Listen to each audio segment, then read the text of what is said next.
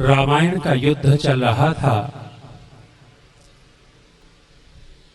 और जब युद्ध कई दिनों तक बीत गया, रावण अन्यों को भेजता रहा। रावण ने देखा कि अब स्वयं युद्ध के लिए चलना चाहिए। रावण स्वयं युद्ध के लिए युद्ध भूमि में आया। युद्ध हो रहा था। अचानक अंगद और रावण का आमना सामना हो गया। रावण ने अंगद को ललकारा और अंगद ने भी अपनी गदा उठा ली, लेकिन कुछ देर में ही अंगद ने अपनी गदा नीचे की और नीचे करके रावण को दुत्कार दिया और दुत्कारते हुए ये कह दिया कि रावण में मरे हुओं से युद्ध नहीं किया करता, मरे हुओं से युद्ध नहीं किया करता। रावण आश्चर्य में भरा और कहने लग गया कि अंगद तू कैसी बात कहता है, मैं मरा हुआ नहीं हूं, मेरे से युद्ध कर। उस समय अंगद ने कहा कि ना रावण तू जीवित नहीं है, तू मरा हुआ है। और उस युद्ध भूमि में अंगद ने 14 मरे हुए व्यक्ति गिनाए। कौन कौन मरे हुए होते हैं। रावण भी जैसे सुनने की इच्छा रख रहा हो, क्योंकि अंगद ने दुत्कार दिया है और रावण फिर ललकारता है, दुत्कार मिलती है और कहा कि तू मरा हुआ है और 14 व्यक्ति मरे हुए होते हैं। रावण ने पूछ लिया कि अंगद वो 14 व्यक्ति कौन से हैं जिनको तू मरा हुआ मानता है। अंगद ने कहा सबसे पहला मरा हुआ व्यक्ति कौन। मरा हुआ पहला व्यक्ति गिनाया कामी। जो हर समय वासना में लिप्त रहता है वह व्यक्ति मरे हुए के तुल्य होता है।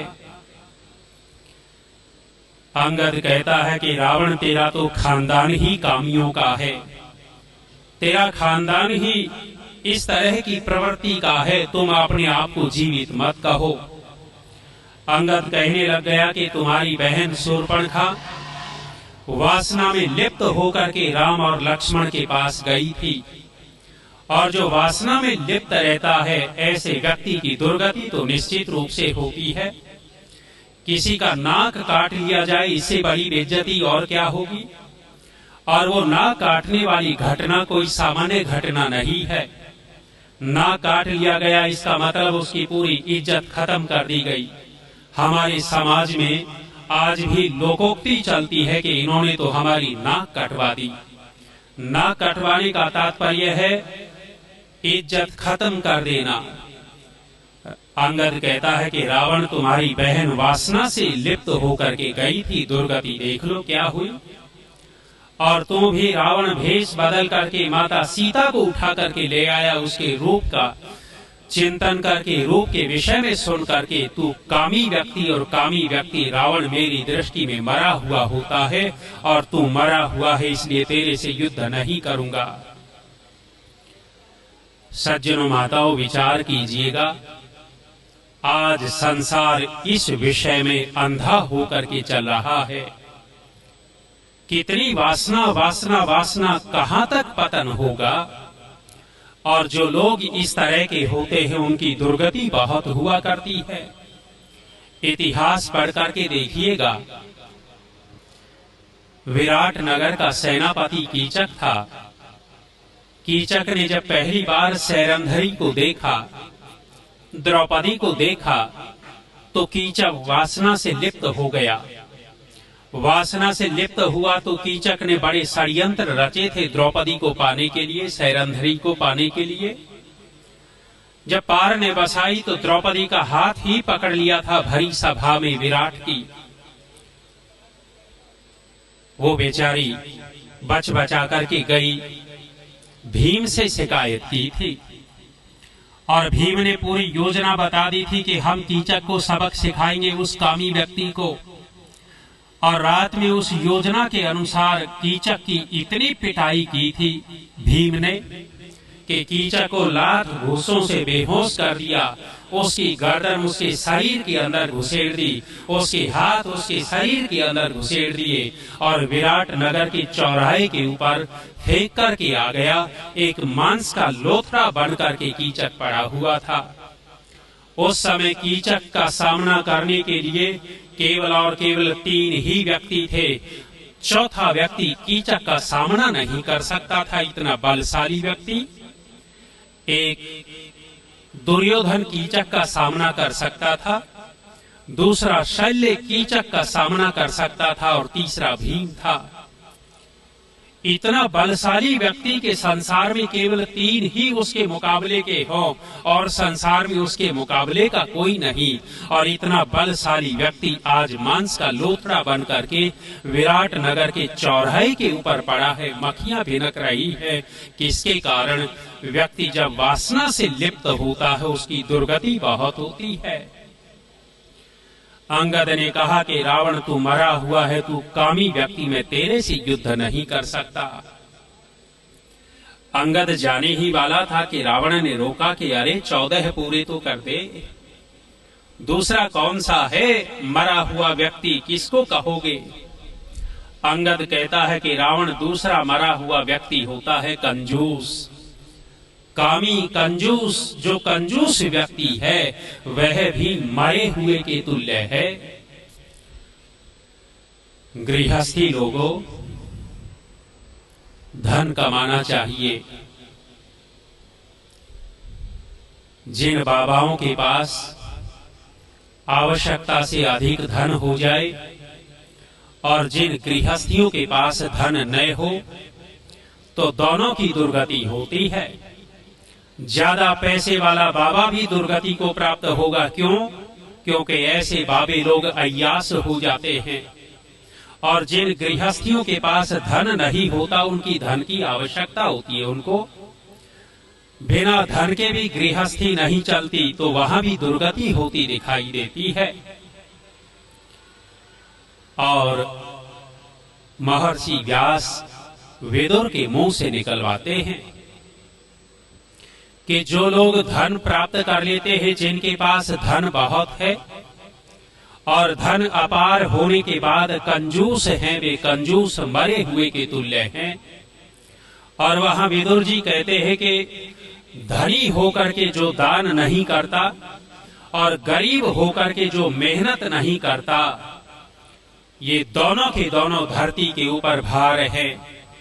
और विदुर जी ने इतनी कठोर बात लिखी कि इन दोनों को, किनको, जो धनी होकर के दान न दे और जो कंजूस वो गरीब होकर के पुरुषार्थ न करे, मेहनत न करे, इन दोनों के शरीर पर पत्थर बांध करके कुएं में फेंक देना चाहिए।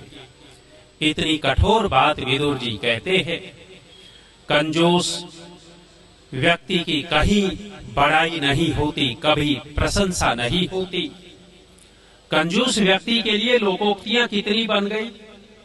लोकोक्ति बन गई कंजूस और मक्खी चूस। मक्खी चूस कंजूस के लिए ये लोकोक्ति बन गई।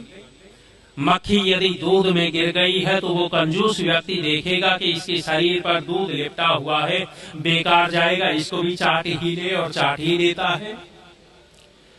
ऐसा कंजूस व्यक्ति भी अंगद की दृष्टि में मरे हुए के तुल्य है। रावण ने कहा कि अंगद तीसरा कौन सा है मरा हुआ, वो बता दे। अंगद ने कहा कि रावण तीसरा धरती के ऊपर मरे हुए के तुल्य होता है विमूढ़। विमूढ़ व्यक्ति, मूर्ख व्यक्ति, अज्ञानी व्यक्ति भी मरे हुए के तुल्य होता है।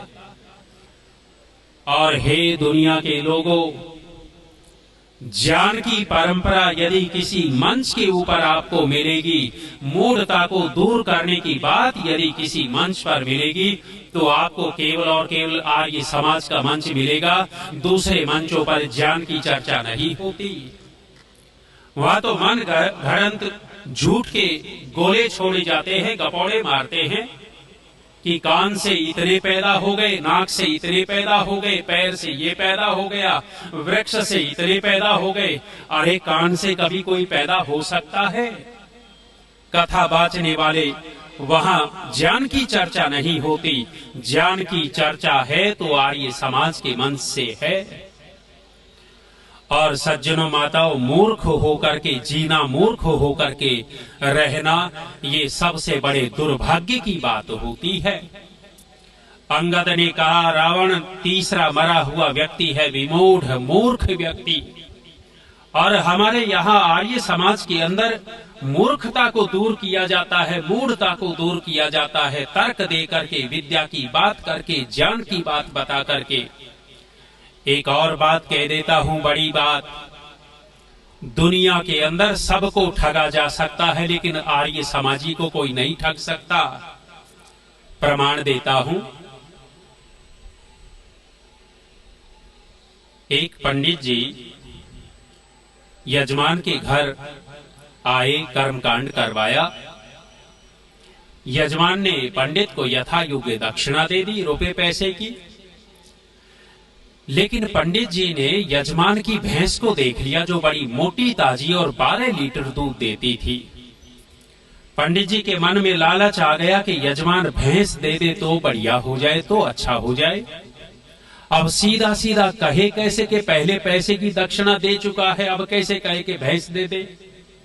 अब इसने चालाकी खेली और चालाकी खेल करके यजमान को कहा कि यजमान कुछ काला दान करो, काला। पैसे तो दान में दे दिए, लेकिन कुछ काला भी दान करो। और ये कहकर के पंडित अपने घर पर आ गया।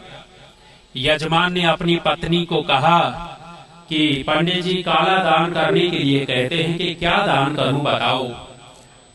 वो पत्नी समझदार थी, अपने पति को कहा कि काला दान करवाना चाहता है, कल ही हमने लकड़ियां जलाई थी, चूल्हे में काले कोयले पड़े हैं, उठाओ और काला दान कर दो, काला दान कर दो। इसने बर्तन में काले कोयले भरे, पंडित का दरवाजा खटखटाया जाकर और कहा कि पंडित काला लाया हूँ, झोली करो। और सफेद कुर्ते की झोली में काले कोयले पटक दिए। पंडित जी ने फेंके और फेंक करके कहा कि जजमान क्या करता है, समझता नहीं है। अरे मेरे कहने का मतलब तो ये था कि काला तो हो, लेकिन साथ में जान वाला हो। निकम्मा बीनी कह रहा कि भैंस दे दे, घुमा फिरा करके बात करता है, जान वाला हो। यजमान फिर घर पे आया, पत्नी से सलाह की। पत्नी ने कहा कि कोई बात नहीं, समस्या का समाधान मेरे पास है, मेरे पास है। पत्नी समझ गई थी कि लालच में आया हुआ भैंस के ऊपर नजर है इसकी। पत्नी ने कहा कि कल ही पड़ोस में एक सपेरा आया हुआ था, अभी गया नहीं है, उससे काला सांप लो पिटारी में और ले जाओ, दान कराओ।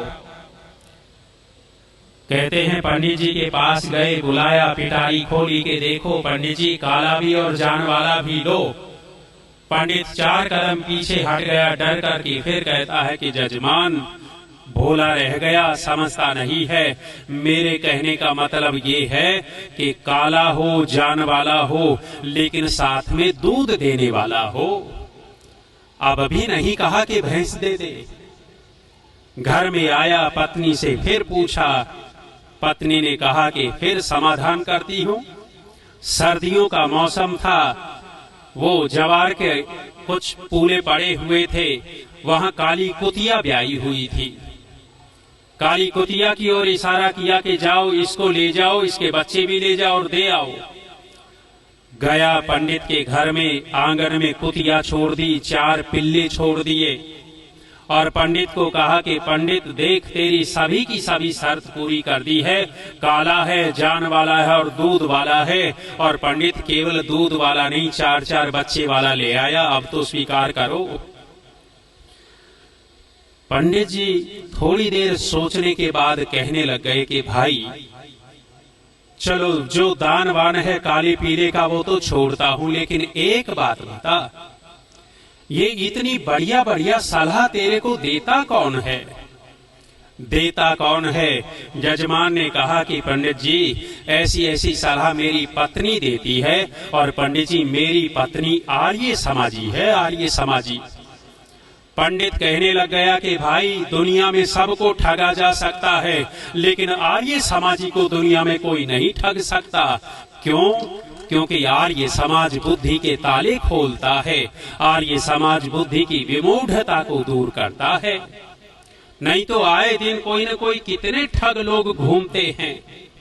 अंगद कहता है कि रावण, मैं तेरे साथ युद्ध नहीं कर सकता क्योंकि तू मरा हुआ है, और मरे हुए में कहा कि तू भले ही चारों वेदों का विद्वान बनता हो, लेकिन मेरी दृष्टि में तू विमूढ़ भी है, मूर्ख भी है। पराई स्त्री को कोई मूर्ख व्यक्ति उठाकर ला सकता है, समझदार व्यक्ति पराई स्त्री को तो नहीं ला सकता। मरे हुओं की गणना करते करते अगला मरा हुआ व्यक्ति गिनाने लग गए। चौथा मरा हुआ कहा कि अति दरिद्र व्यक्ति, सज्जनों माताओं, दरिद्रता में जीवन नहीं जीना होता।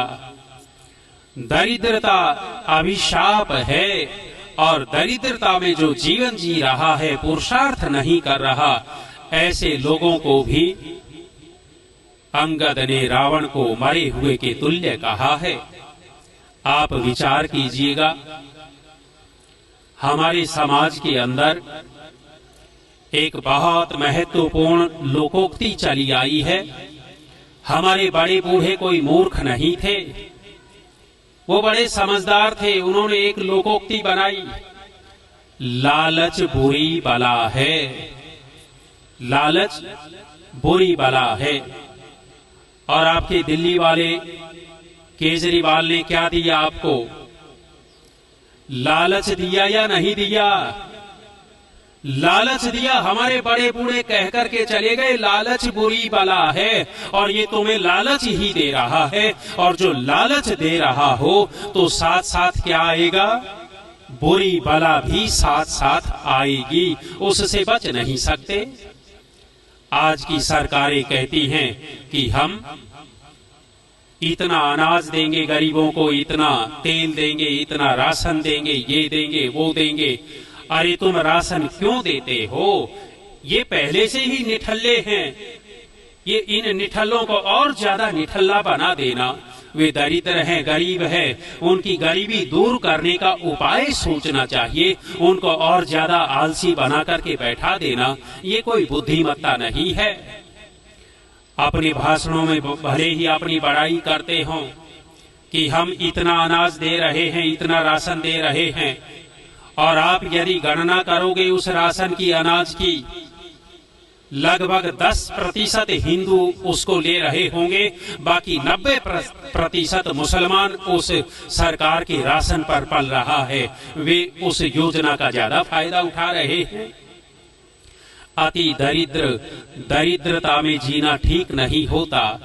परमात्मा की व्यवस्था है, हमें किसी गरीब घर में जन्म मिल गया तो वो हमारे कर्म थे, लेकिन पुरुषार्थ करना, मेहनत करना हमारे हाथ में है। मेहनत करके अपनी उस दरिद्रता को दूर करना चाहिए। अगला मरा हुआ व्यक्ति अंगद कहते हैं गिनाते हुए, छठा मरा हुआ है बदनाम। बदनाम व्यक्ति भी मरे हुए के तुल्य होता है। इसलिए संसार में ऐसे काम करने होते हैं जिन कार्यों से हमारा यश फैले, हमारी कीर्ति होती चली जाए। ऐसे कार्य कदापि नहीं करने होते जिससे हमारा अपयश हो, हमारी बदनामी जगह जगह हो। ऋषि कहते हैं बदनाम व्यक्ति मरे हुए के तुल्य है। और आगे कहते हुए अंगद वर्णन करते हैं, आठवां मरा हुआ व्यक्ति अति बूढ़ा। अति बूढ़ा, हमारे यहाँ 2-3 बूढ़े व्यक्ति बैठे हैं। बूढ़ा व्यक्ति कौन? जिसका शरीर काम नहीं कर रहा हो। और हमारे यहाँ जो 2-3 बूढ़े बैठे हैं, वे आप लोगों से पहले आकर के यहाँ बैठ जाते हैं। उनको अति बूढ़ा नहीं कह सकते। अर्थात जिसको बिना सहारे के एक कदम भी नहीं रखा जा रहा हो, बिना सहारे के जिसका जीवन नहीं चल रहा है वार्धक्य के कारण, अंगद उसको भी मरे हुए के तुल्य कहता है। आगे कहते हैं सदा रोगी। सदा रोग बस जो हमेशा रोगी रोगी रोगी बने रहता हो, ऐसा व्यक्ति भी मरे हुए के तुल्य होता है।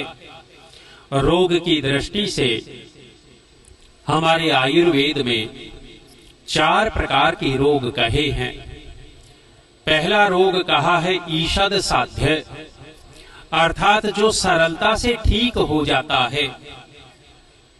जैसे सर्दी जुकाम हो गया या मौसमी बुखार आ गया, सिर दर्द हो गया, इस तरह के जो रोग हैं वो ईषद साध्य हैं, जल्दी ठीक हो जाते हैं। दूसरा कहा है कृच्छ्र साध्य, अर्थात जो कठिनता से ठीक होते हैं, ठीक तो हो जाएंगे लेकिन मेहनत ज्यादा करनी पड़ेगी उस रोग को ठीक करने में। तीसरा आयुर्वेद में कहा है याप्य।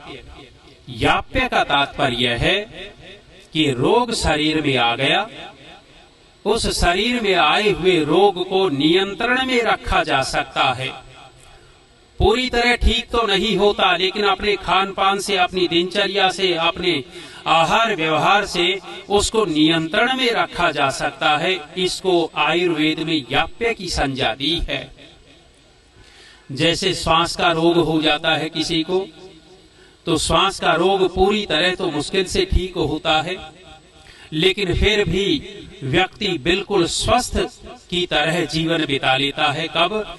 श्वास के रोग में धूल मिट्टी से बच करके रहे, ठंडे पदार्थों से बच करके रहे, खान पान को ठीक रखे, तो ये रोग है याप्य, दबाए नियंत्रण में रखा जा सकता है। और अंतिम जो कहा है उसको असाध्य कहा। असाध्य रोग अर्थात जो शरीर में रोग आ गए तो वो ठीक ही नहीं होते, ऐसे कुछ रोग होते हैं। और जो ऐसे रोग हमारे शरीर में आ जाते हैं वो हमारे मुख्य रूप से कर्मों का फल होता है। तो सदा रोगी जो हमेशा रोगी बनकर के जीवन यापन कर रहा हो, उसको भी मरे हुए के तुल्य कहा है। अगला कौन मरा हुआ? अंगद कहता है कि रावण, जो हमेशा क्रोध में भरे रहते हैं, क्रोधी व्यक्ति भी मरे हुए के तुल्य होता है। क्रोधी व्यक्ति मरे हुए के तुल्य कह दिया। जिस समय व्यक्ति के अंदर क्रोध का ज्वार फूटा हुआ है, उस समय वो व्यक्ति संतुलित नहीं होता, वो भी मरे हुए के तुल्य है। अच्छा, आपसे पूछता हूं, क्रोध करने वाला व्यक्ति अपनी हानि ज्यादा करता है या दूसरे की करता है? अपनी हानि ज्यादा करता है।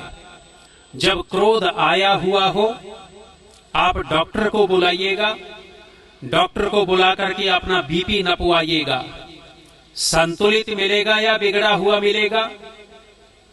क्रोध आया हुआ है तो रक्तचाप बढ़ गया।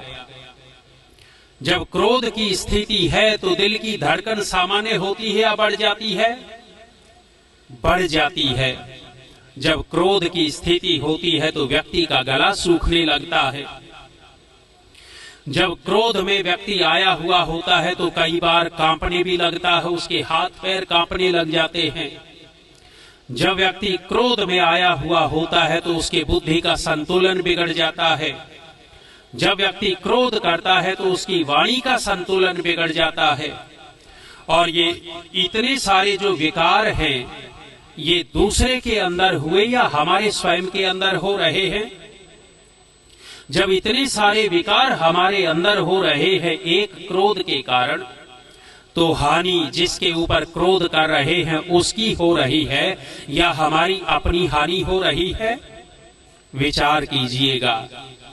दुकान में सांप घुस गया, हार्डवेयर की दुकान थी, सांप आरी में अटक गया, आरी में उलझ गया, तो सांप को गुस्सा आ गया, क्रोध आ गया। किसके ऊपर? आरी के ऊपर क्रोध आ गया और सांप उस आरी के ऊपर फन मारने लग गया। जैसे ही फन मारता है तो आरी उसको और काट देती है, फन मारता है तो और लहूलुहान हो जाता है। आरी का कुछ बिगड़ाया, सांप का सब कुछ बिगड़ गया। जब हम क्रोध करते हैं सज्जनों माताओं, हानि हमारी अपनी होती है, दूसरों की नहीं होती। और हम जैसों से पूछने लग जाते हैं कि जी कोई ऐसा उपाय बता दो कि जिससे क्रोध आए ही नहीं, क्रोध न आए। और हमारे जैसे भी उपाय बताएंगे, उपाय कहेंगे कि जब क्रोध आने लगे तो उल्टी गिनती गिनना शुरू कर देना, उल्टी गिनती गिनना शुरू कर देना।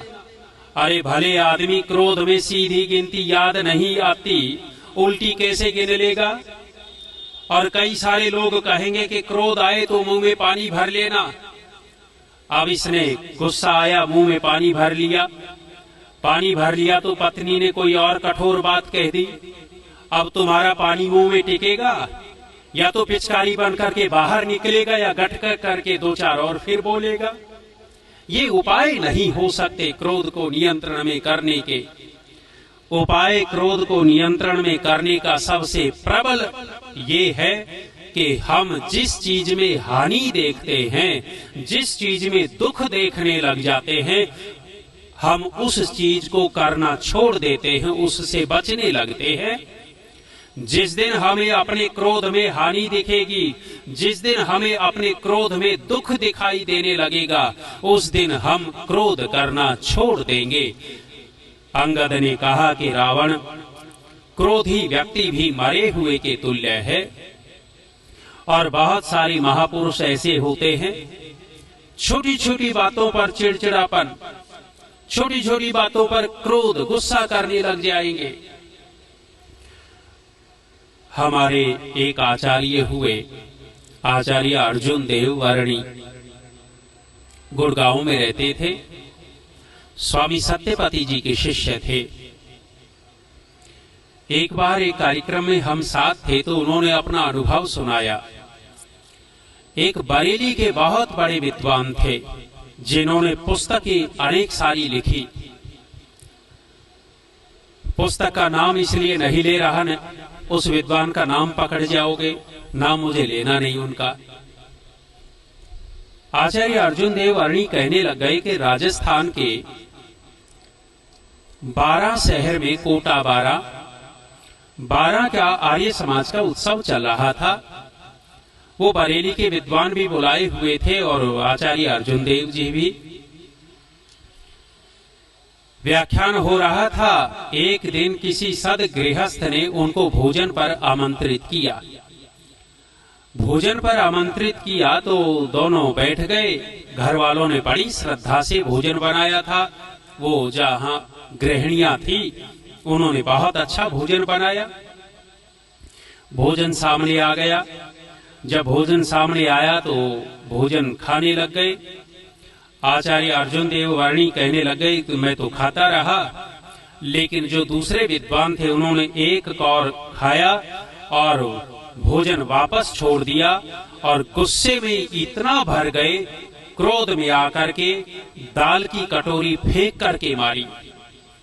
जब फेंक करके मारी तो बड़ी श्रद्धा से उन गृहस्थी ने उनको बुला रखा था।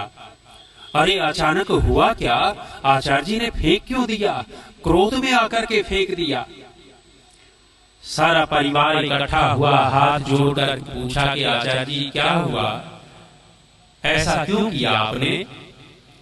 उन्होंने गुस्से में भर करके कहा कि देखो तुमने दाल में प्याज डाल रखा है और तुम्हें नहीं पता कि मैं प्याज नहीं खाता, और तुम्हें पता होना चाहिए प्याज खाने से गुस्सा आता है, क्रोध आता है। और ये सारे परिवार वाले फिर हाथ जोड़ करके कहते हैं कि आचार्य जी आप तो प्याज खाते नहीं, फिर भी इतने आग बबूला, और हम तो रोजाना प्याज खाते हैं, हमें तो गुस्सा आया नहीं। गुस्सा उस प्याज में है या व्यक्ति के स्वभाव में है? छोटी छोटी बातों पर यदि गुस्सा करेगा, इतनी बड़ी श्रद्धा से उस परिवार ने बुलाया था तो एक इतने बड़े क्रोध के कारण उनका सम्मान गिराया बढ़ा है। सम्मान गिर जाता है। व्यक्ति विशेष अपने आप को नियंत्रण में रखे तो व्यक्ति का सम्मान बढ़ता है। मरे हुओं की गिनती में अंगद ने आगे और गिनाया। कहते हैं कि रावण जो ईश्वर से विमुख व्यक्ति होता है वो भी मरे हुए के तुल्य है। जो परमात्मा से विमुख है, परमात्मा की सत्ता को स्वीकार नहीं करता, जो परमात्मा की भक्ति नहीं करता, जो परमात्मा का गुण कीर्तन नहीं करता, वह व्यक्ति भी संसार में मरे हुए के तुल्य होता है। अब आप हम इस के ऊपर अपने आप को कसौटी पर कस करके देख सकते हैं कि हम जीवित हैं या मरे हुए हैं, हम परमेश्वर से विमुख हैं या परमेश्वर की भक्ति की ओर बढ़ रहे हैं। महर्षि स्वामी दयानंद जी ने विशेष रूप से सत्यार्थ प्रकाश में 3 समोल्लास 7वां, 8वां और 9वां वो विशेष उसी परमेश्वर की ओर ले जाने के लिए लिखा है। और पहला समोल्लास भी परमात्मा के नामों से भरा हुआ है। आप विचार करना, जितने भी ऋषि महर्षि हुए हैं, जितने भी संत परंपरा में हुए हैं, वे सभी के सभी हमें परमात्मा से जोड़ना चाहते हैं। और यदि परमात्मा से जुड़ गए तो व्यक्ति निर्भीक होता है, व्यक्ति का आत्मबल बढ़ता है, व्यक्ति की मानसिक शक्ति बढ़ जाती है। और जितना हम परमात्मा के ऊपर विश्वास नहीं करते, परमेश्वर से दूर रहते हैं, उतने हम मरे हुए के तुल्य हैं। रावण ने फिर पूछा कि अंगद और कौन है मरे हुए? अंगद ने अगला व्यक्ति गिनाया, वेद विरोधी। वेद का विरोध करने वाला व्यक्ति भी मरे हुए के तुल्य है। आज वर्तमान में तथाकथित अपने आप को सनातनी कहलाने वाले सनातनी कहलाते हैं, सनातनी बनते हैं, बड़ी बड़ी व्यासपीठ पर बैठ करके भाषण देते हैं, कथाएं करते हैं। आप विचार करिएगा कि वे वेदों का नाम लेते हैं लेकिन वेदों की मानते नहीं, वेदों को उन्होंने देखा तक नहीं है, केवल और केवल पुराणों तक सीमित हो गए, पुराणों तक सीमित हो गए। वेद की निंदा होती है। जब वेद की निंदा होती है तो जितने भी ये भागवत आचार्य हैं, एक भी व्यक्ति वेद की निंदा करने वाले के सामने जाकर के नहीं कहता कि तुम कैसे वेद की निंदा कर रहे हो। हाँ, आपको गर्व करना चाहिए। जब कभी वेद के ऊपर आक्षेप किसी ने किया है तो उन आक्षेपों का उत्तर देने वाला ऋषि दयानंद का कोई न कोई सिपाही मिलता है, ऋषि दयानंद का अनुयायी मिलता है। वेद के ऊपर यदि कोई भी प्रश्न करता है और गलत प्रश्न करता है तो उत्तर देता है तो आर्य समाज देता है। कई वर्ष बीत गए। एक पत्रकार ने हरियाणा के मुख्यमंत्री खट्टर से पूछा कि आप तो आरएसएस के हो, प्रचारक रहे हो, लेकिन वेद में मांस खाना लिखा है, मांस खाना लिखा है, उत्तर नहीं दे सके। उत्तर नहीं दे सके कि ऋग्वेद में मांस खाना लिखा है। उत्तर दिया तो आर्य समाज के विद्वान ने दिया और कहा कि भाई तू वेद का नाम लेता है, वेद के मंत्र का नाम लेता है, तू वेद का मंत्र ला करके दिखा के कहां लिखा वेद मांस खाना। कहीं कोई मंत्र ऐसा नहीं है कि वेद में मांस का विधान हो, लेकिन वेद का नाम ले लेकर के कोई भी कुछ भी निंदा करने लगता है। ऋषि कहते हैं जो वेद विरोधी है, वेद निंदक है, वो भी मरे हुए के तुल्य है। ऐ हिंदू कौम तू कैसे बचेगी?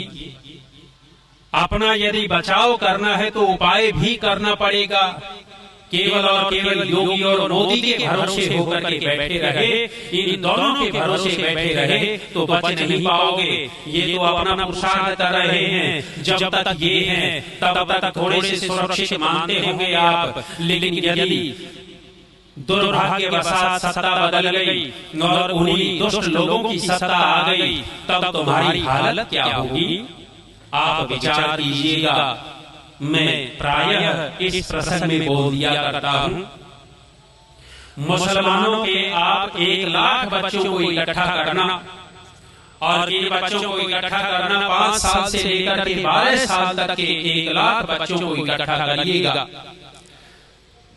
और उन 1 लाख बच्चों को इकट्ठा करके उनसे पूछना कि तुम्हारा धर्म ग्रंथ क्या है, वे 1,00,000 बच्चे एक उत्तर देंगे या 50 उत्तर देंगे?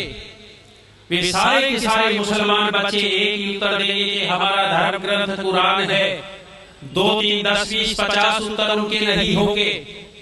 उन्हीं बच्चों से पूछना कि तुम्हारा परमात्मा, तुम्हारे भगवान कितने हैं, तो एक उत्तर आएगा या 10, 20, 50 उत्तर आएंगे?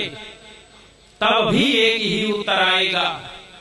ऐसे ही आप ईसाई बच्चों को इकट्ठा करके पूछना, वे भी एक ही उत्तर देते हैं, बाइबल। लेकिन ऐ हिंदू कौम, तेरी दुर्गति क्यों न होगी?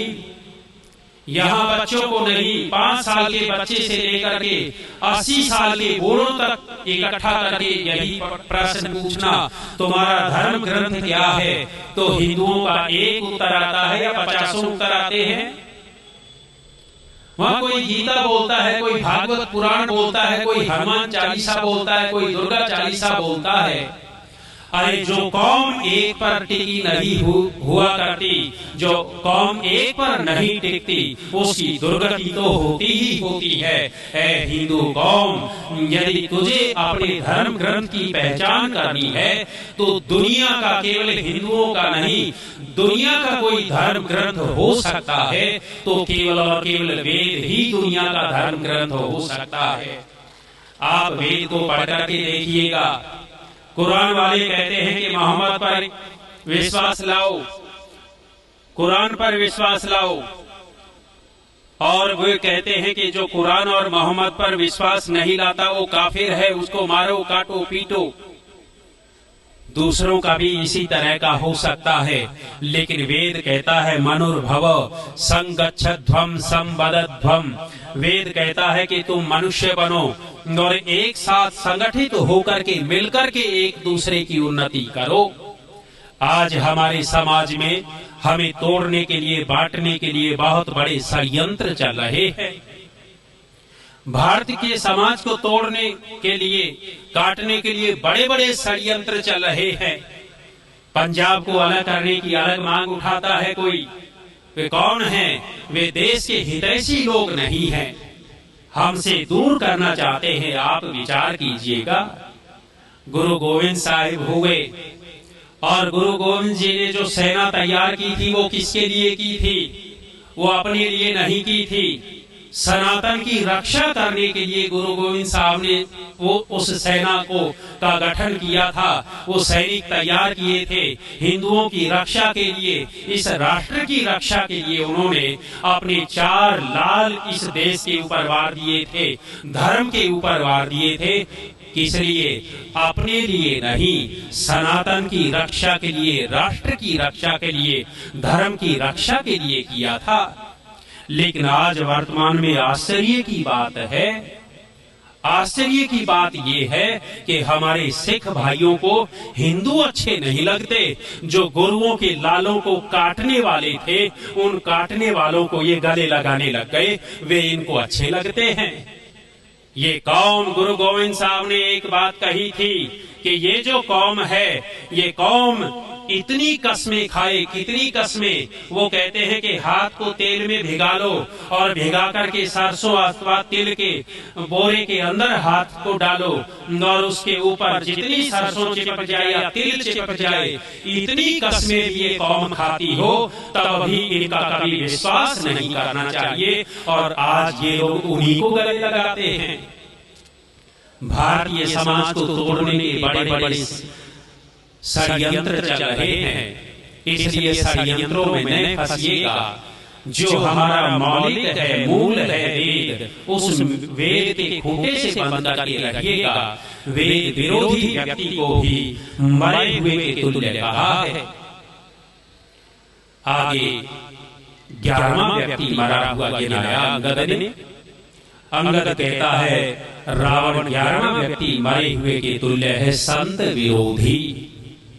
संत विरोधी, जो ऋषियों का विरोध करता हो, सज्जनों का विरोध करता हो, संतों का विरोध करता हो, वो भी मरे हुए के तुल्य है।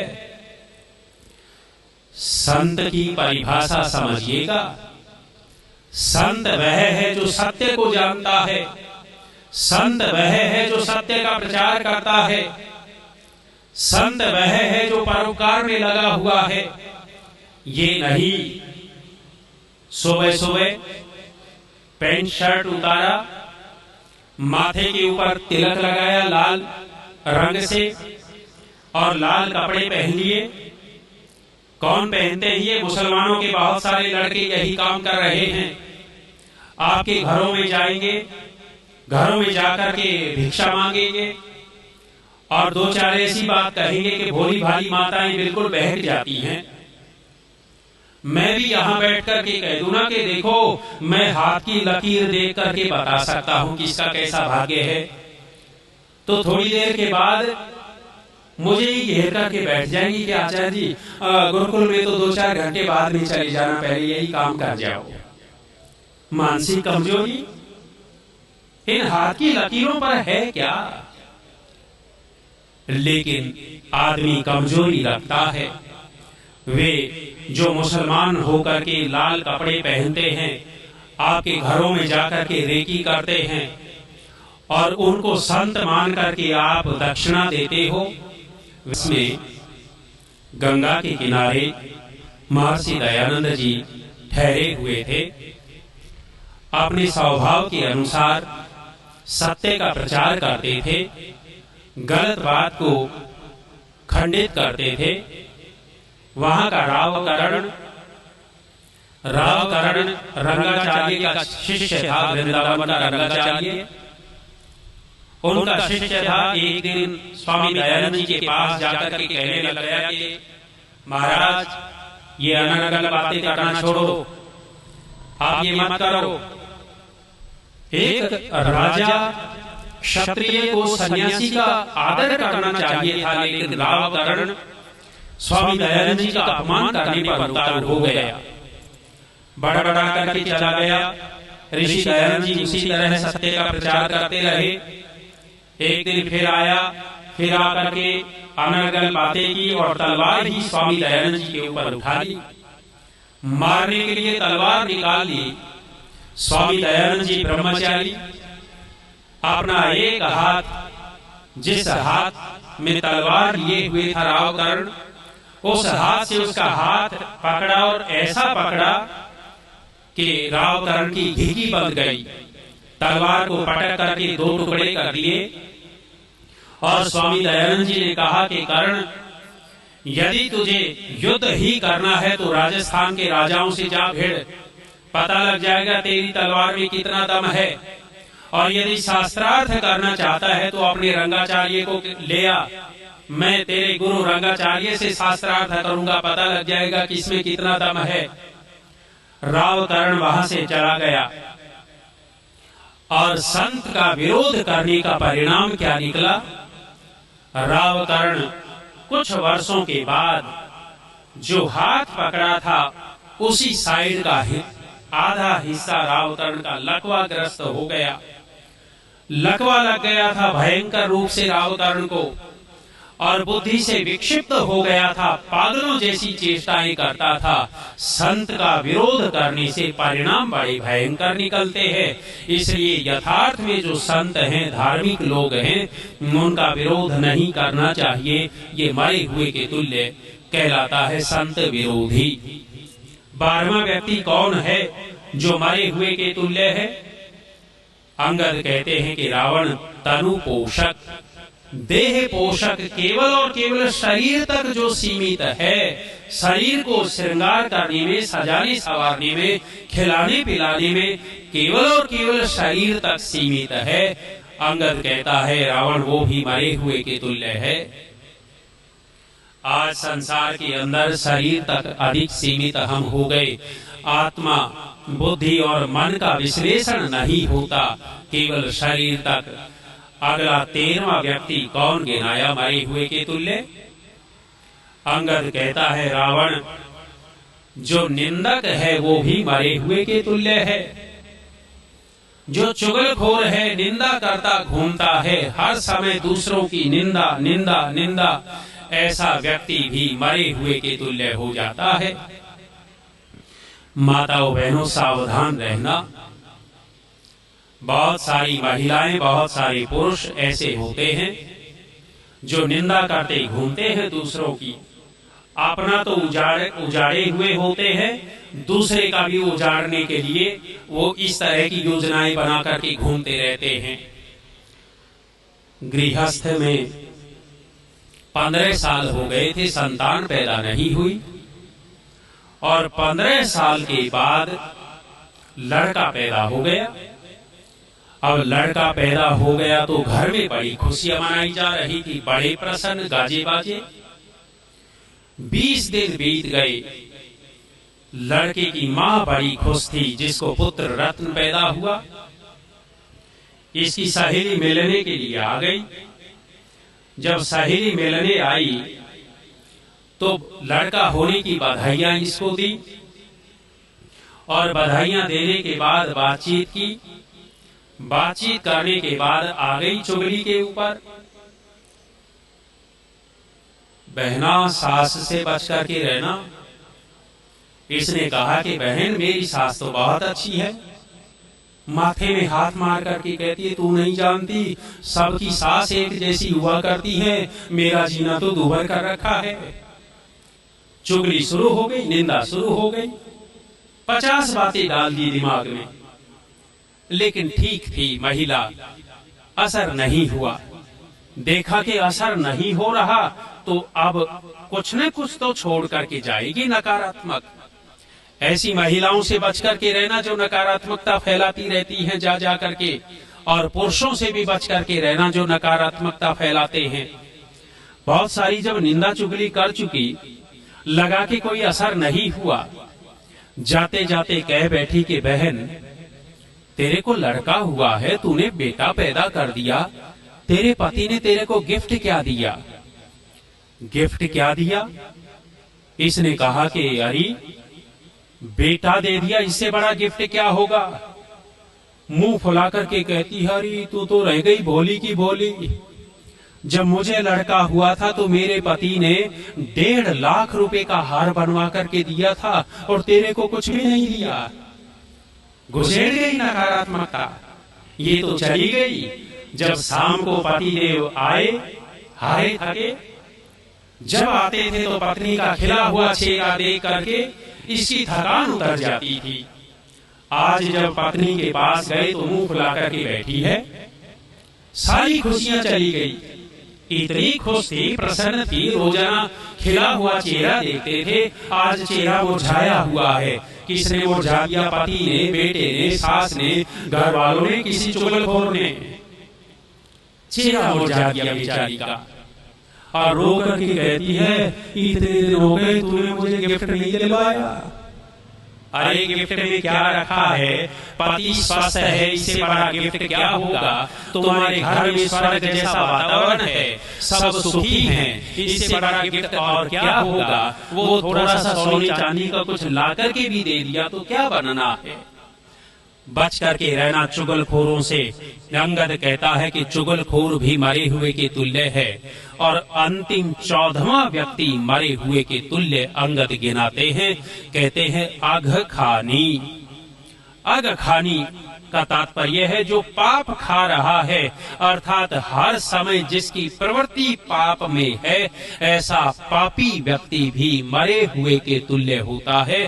जब हम संध्या करते हैं, संध्या करते हुए 3 विशेष मंत्रों का उच्चारण हम करते हैं। कौन से?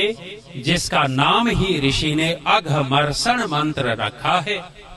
अघमर्षण का तात्पर्य अघ का मर्षण करने वाले मंत्र, पाप को मसल देने वाले मंत्र, अर्थात जो पापी है वे मरे हुए के तुल्य होते हैं। जब अंगद और रावण का आमना सामना हुआ, अंगद ने रावण को धुतकार दिया कि रावण में मरे हुओं से युद्ध नहीं किया करता, और तू मेरी दृष्टि में मरा हुआ है। उस युद्ध के क्षेत्र में, युद्ध की भूमि में रावण को अंगद ने 14 प्रकार के मरे हुए लोग गिनाए, और वो हमने आपके सामने रखे। हम अपना अपना निरीक्षण कर सकते हैं कि कितने अंशों में जीवित हैं और कितने अंशों में मरे हुए हैं। अभी वाणी को विराम देता हूँ।